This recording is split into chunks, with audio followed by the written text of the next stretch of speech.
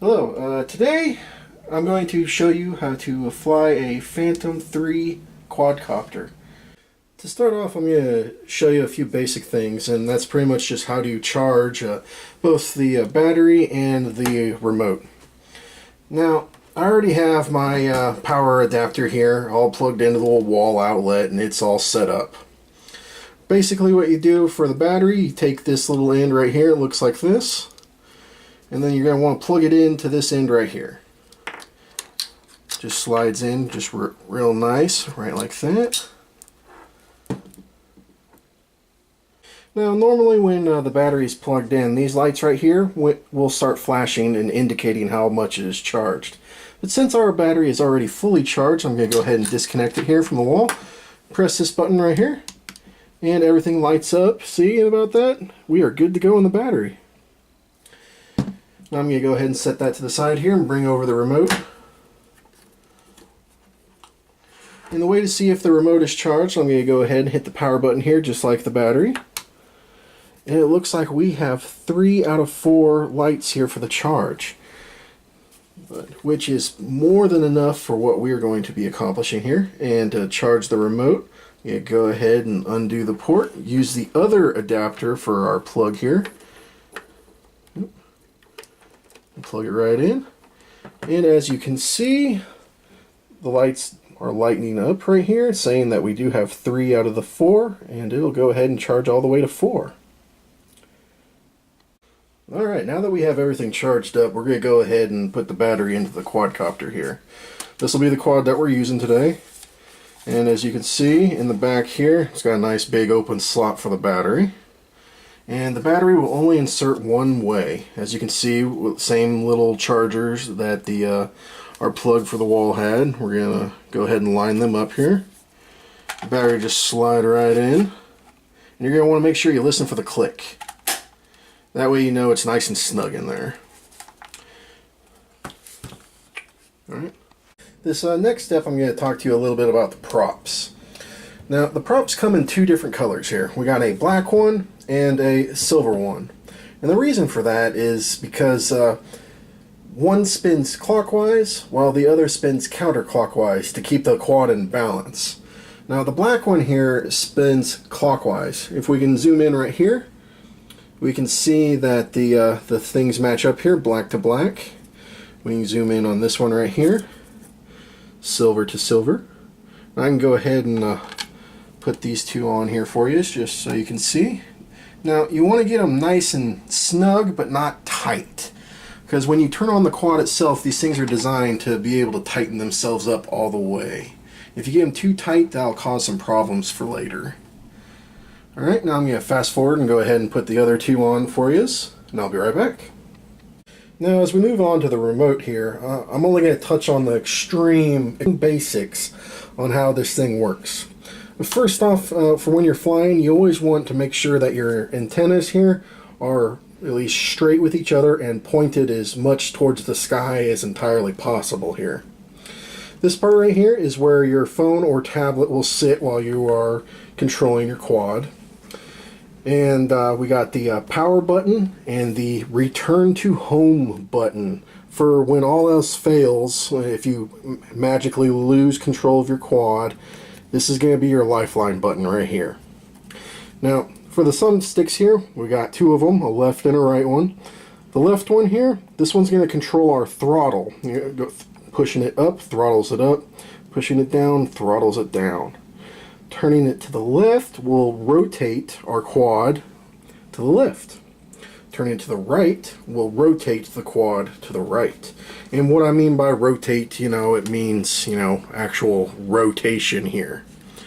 And I'll get more into depth into that when I actually take you out and fly. Now, for the right thumbstick here, this is our move forward and backward and strafing side to side here. So, pushing it forward, I move forward, pushing it backward, I move backward. And that's pretty much the basics of the remote that we're going to go over here. Alright, we're out here ready to fly, and I figured I'd walk you through real quick on how to set up your remote. Now, I got the 3 important items here that you'll need. We got the cable, the controller, and an iPad. Now, pretty much what we're going to want to do is plug in the cable here to the USB slot. So I'll take this end, plug it in right here, get our cable all set up there, our antennas. Press this little button right here. It's going to make that go all the way out because our iPad is a little bit bigger than normal. Set this down. Get our iPad here. That's going to just go in right like that. You're going to one notch until it's nice and tight. Take our other end of our cable here and insert it to the iPad. And there you go. We're pretty much ready to go. Alright, now that we got our remote all put together here, we're going to go ahead and launch the app. Going to hit this button right here, DJI Go. It's going to bring this up right here. This will be our aircraft that we're going to be using. All right, now that we got the app up and running here, we're going to turn on the remote itself. And to do that, we're going to tap, and then tap again and hold.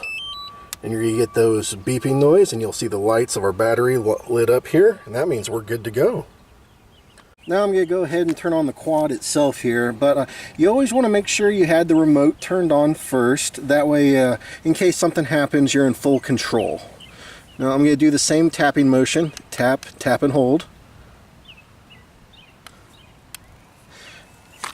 And Alright, now that we got everything all connected here, this is the main screen that's going to pop up afterwards. And we're going to go through our pre-flight checklist here. The main things that you're going to want to check is this up here in the top corner, seeing if you have enough satellites that you can fly with. Normally you want more than 13. This right here is a big button telling you if you have like any major errors, but it says that we are safe to fly in GPS mode. And then also how much battery that our aircraft has. And this is very important to keep in mind. We're at 92%. And then this will be the overall state right here. The most important thing to look at here is the compass mode right here. And if it was not calibrated correctly, it would say that we needed to calibrate here, but since we are all good, it says normal. And we'll just scroll down here. Look at everything else here, the gimbal status, radio channel control, and it looks like we are good to go. Now that we've finished with our pre-flight checklist, we're going to go through some just last-minute things to take into consideration. They are, make sure that you're not flying in an area with too many overhanging trees or you know, obstacles that may get in the way. Power lines is a big one.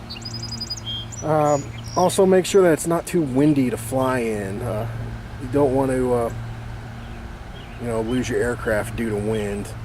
And also, this is a biggie, make sure there's nobody else around.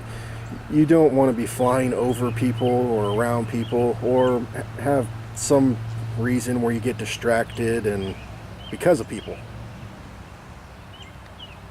Alright, now that we've finished all of our pre-check calibrations, we're ready to fly.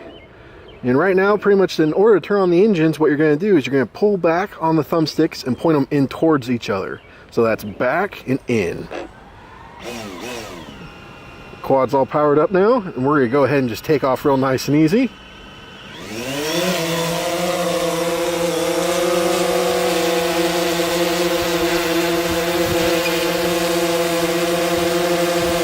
Alright, now like I said earlier before, I'm going to show you the thumbsticks. You take this on the left and you rotate to the left. Put it on the right and it rotates to the right. On the right thumbstick, push it forward, it goes forward. Push it left, it strives to the left. Push it to the right and it strives to the right. Pull back on it and it comes back towards us.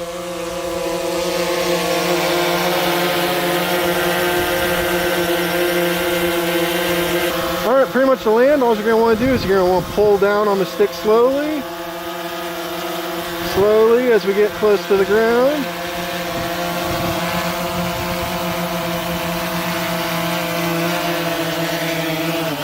And that's pretty much how you land. In order to turn off the motors here, what you're going to want to do is you're going to want to pull back on your left thumbstick here. And there you go. Thank you very much for watching, and fly safely.